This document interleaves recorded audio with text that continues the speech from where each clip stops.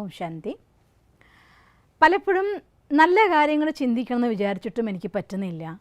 ഞാൻ എത്ര ആഗ്രഹിച്ചിട്ടും മനസ്സ് നെഗറ്റീവായി തന്നെ പോവുകയാണല്ലോ. ഞാൻ കുറച്ച് ദിവസമൊക്കെ പോസിറ്റീവായിട്ടുള്ള തോട്ട്സ് ചെയ്യുമ്പോഴത്തേക്കും മനസ്സ് അത് ഇരട്ടി ശക്തിയായിട്ട് നെഗറ്റീവായിട്ടുള്ള കാര്യങ്ങൾ സ്മൃതി വരിക.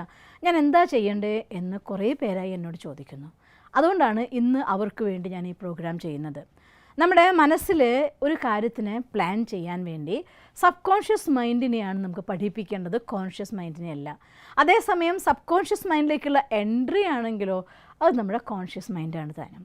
അതുകൊണ്ട് ഇത് രണ്ടും ഒരേപോലെ നമുക്ക് ഉപയോഗിക്കാനും പഠിപ്പിക്കാനും പറ്റിയാൽ നമുക്ക് എളുപ്പത്തിൽ കാര്യങ്ങൾ ചെയ്തു തീർക്കാൻ പറ്റും. വ്രതാനുഷ്ഠാനങ്ങളുടെ കാര്യങ്ങൾ കേൾക്കുമ്പോൾ പലപ്പോഴും നിങ്ങൾ കേട്ടിട്ടുണ്ടായിരിക്കും 21 ദിവസത്തെ വ്രതാനുഷ്ഠാനം, 21 ദിവസത്തെ സമർപ്പണം, 21 ദിവസത്തെ രീതികൾ.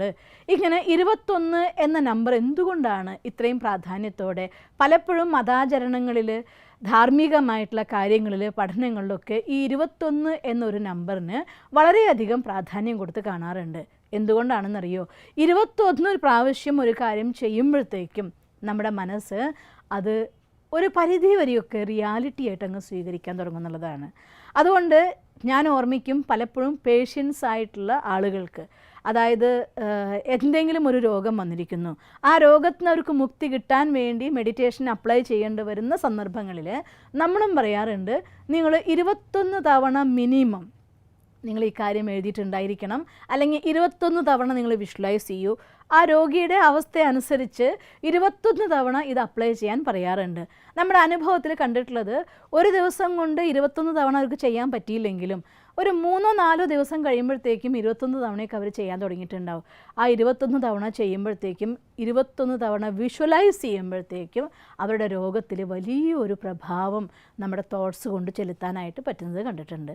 എന്തെങ്കിലുമൊക്കെ ഒരു സ്വഭാവ ദൂഷ്യമുള്ള ആളുകൾ എനിക്ക് ആ സ്വഭാവത്തിനെ മാറ്റണം എന്നാഗ്രഹിക്കുമ്പോൾ 21 തവണ ജസ്റ്റ് ഒരു വ്രതമാക്കിക്കൊണ്ട് അതൊഴിവാക്കി 21 തവണ കഴിഞ്ഞ ദിവസം കഴിഞ്ഞിട്ട് പിന്നെ ചെയ്യാം എന്നൊക്കെ പറഞ്ഞുകൊണ്ട് മാറ്റി വയ്ക്കാൻ വേണ്ടിയിട്ട് നമ്മളടുത്ത് പറയാറുണ്ട്. 21 ദിവസം ഇതിനെ പെർഫെക്റ്റായിട്ട് എൻജോയ് ചെയ്യൂ എന്ന്. Just for 21 days. ആ ഒരു തോട്ട് വരുന്നതോടെ മനസ്സ് പറയും 21 ദിവസത്തേക്കല്ലേ, സാരല്ലേ, അത് കഴിഞ്ഞാൽ പിന്നെ എനിക്ക് നന്നായിട്ട് ആസ്വദിക്കാമല്ലോ. ആ 21 ദിവസം നിങ്ങളിത് എൻജോയ് ചെയ്ത് കഴിയുമ്പോൾ ആ നെഗറ്റീവായിട്ടുള്ള വശത്തേക്ക് പോകാനേ നമുക്ക് തോന്നില്ല എന്നുള്ളതാണ് സത്യം. അതുകൊണ്ട് 21 എന്ന നമ്പർ നമ്മുടെ ഉപബോധ മനസ്സിൻ്റെ ഉള്ളിലേക്ക് പ്രഭാവമുണ്ടാക്കാൻ, പ്രകമ്പനങ്ങൾ ക്രിയേറ്റ് ചെയ്യാൻ പറ്റുന്ന നമ്പറാണ് 21 ദിവസം. 21 ദിവസം മൗനവ്രതം എടുത്തപ്പോൾ ഞാൻ ഓർത്തു പോവും, 22ാമത്തെ ദിവസം മൗനവ്രതം മുറിക്കുന്ന ദിവസം നമ്മുടെ എല്ലാവരും സംസാരിക്കാൻ ഇങ്ങോട്ട് വരുമ്പോൾ നമുക്ക് 22ാമത്തെ ദിവസം വ്രതം കഴിഞ്ഞിരിക്കണു, സാധാരണ പോലെ സംസാരിക്കാം, പക്ഷേ ആ മൂടേ വരില്ല. ആ മൗനത്തിൻ്റെ ആ ഒരു സുഖം, ആരെങ്കിലും എന്തെങ്കിലും ചോദിക്കുമ്പോൾ അറിയാതെ ആക്ഷനിൽ മറുപടി പറഞ്ഞുകൊണ്ട് സൈലൻ്റ് ആയിരിക്കാൻ നമ്മളെ അട്രാക്റ്റ് ചെയ്യും, വലിക്കും അത് നമ്മളെ. അതുകൊണ്ട് നിങ്ങളുടെ ജീവിതത്തിൻ്റെ ഉള്ളിൽ അങ്ങനെ നെഗറ്റീവ് തോട്ട്സ് ശല്യം ചെയ്യുന്നുണ്ടെങ്കിൽ ഒരു 21 ദിവസത്തേക്കെങ്കിലും പോസിറ്റീവായിട്ടുള്ള കാര്യങ്ങളെ പഠിക്കും. 1 മണിക്കൂർ കഴിയുമ്പോൾ ഒരു പ്രാവശ്യം വെച്ച് ആ പോസിറ്റീവായിട്ടുള്ള തോട്ട്സിനെ ഓർമ്മിക്കുക.